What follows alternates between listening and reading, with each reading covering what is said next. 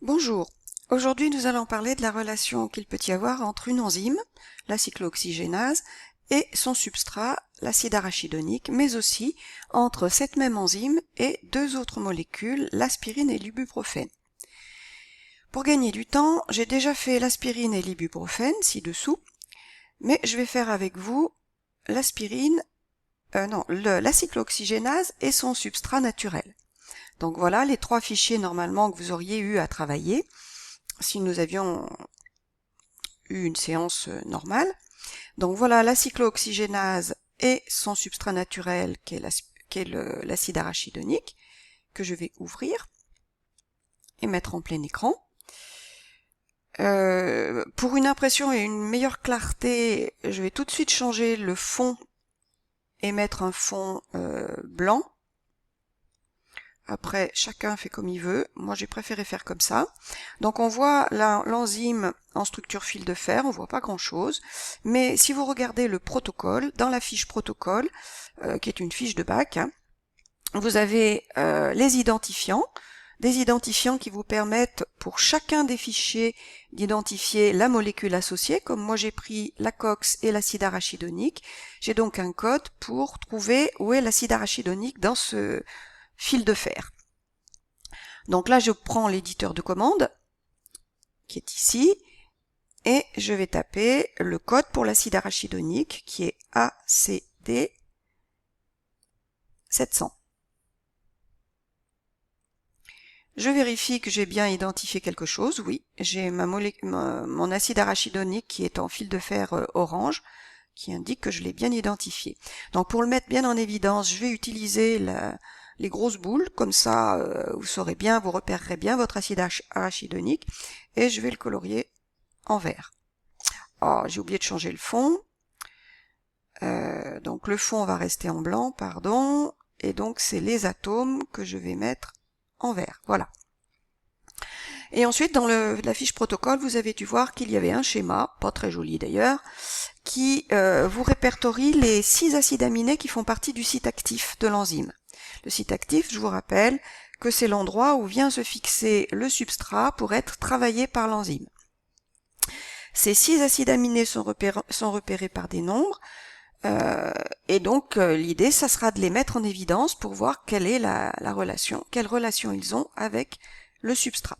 Donc je vais taper ces valeurs, 120 pour le premier acide aminé, le mettre en boulet bâtonné pour qu'il soit plus visible et lui donner une couleur. Donc j'ai pris les mêmes couleurs pour chaque acide aminé dans les trois fichiers. Donc l'ibuprofène et l'aspirine, c'est déjà fait, j'ai mis les mêmes couleurs, même forme. 530, le suivant, donc toujours boulet bâtonné, et j'ai décidé de le mettre en bleu. Donc celui-là on ne le voit pas, il est derrière l'acide arachidonique, il faut que je fasse pivoter pour qu'il soit visible. 385, toujours boulet bâtonné et orange, donc il apparaît ici. C'est la même chose pour les 4 autres que je vais faire rapidement, je vais mettre en pause. Voilà qui est terminé. Tous les acides aminés sont repérés par des couleurs particulières. Je peux enlever la palette de couleurs, je n'en ai plus besoin. Et par souci de comparaison, j'ai grossi la partie importante du site actif et du substrat de façon à ce que ce soit comparable. Maintenant, je vais mettre mes 3 molécules sur le même plan. Je vais déplacer celle-ci pour qu'on la voit mieux. Il faudrait même que je la...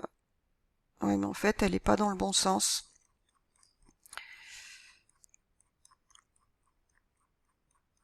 Oui.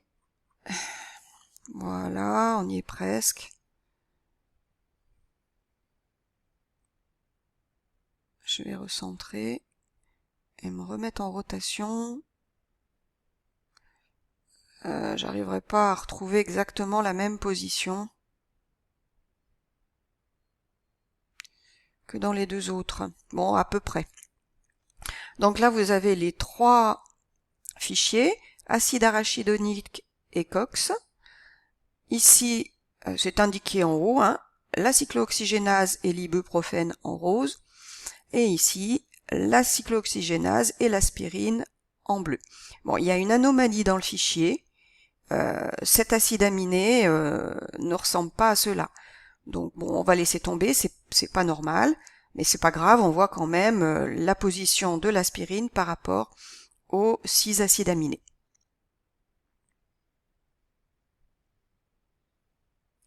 D'ailleurs, il doit y avoir une autre erreur. Je n'ai pas corrigé, j'ai pas mis la bonne couleur pour un acide aminé. Voilà, je reprends, il y avait une erreur dans la couleur d'un acide aminé qui était de la même couleur que celui-ci, ils étaient tous les deux orange. Donc voilà, vous avez vos 3 fichiers, on peut les faire tourner maintenant, dans des positions un petit peu différentes. Donc voilà, bon, je peux pas, ça sert à rien maintenant, l'idée c'est quand même de les comparer. Donc ça, c'est à vous de le faire. Donc je vous laisse faire votre travail et je vous dis à bientôt. Au revoir.